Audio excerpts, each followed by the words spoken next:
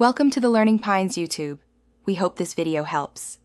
You start by getting immediate access to the damaged alloy, jack the car, place stands, and remove or stabilize the wheel. Once done, clean the area with a degreaser so you see pitting and cracks clearly. You must mark each defect and decide if repairable. Small curb scrapes and corrosion are fixable, major cracks may need welding. Make sure to have an angle grinder filler and compatible primer at hand, so you can move straight into material removal without delays. You now remove damaged material and restore shape. Use an angle grinder to reduce high edges and expose solid metal, working cautiously to avoid thinning. Once ground, either fill pits with a 2-part aluminum epoxy or, for tight cracks, TIG weld if you have skills. The welded area requires grinding back to profile.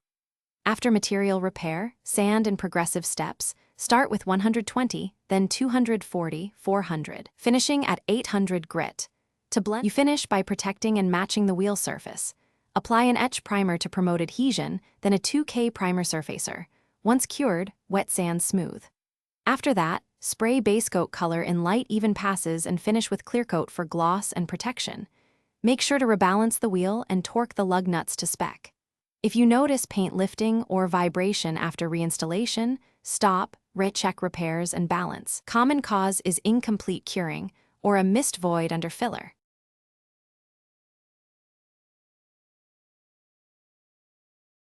Thanks for watching. Consider subscribing if we helped you.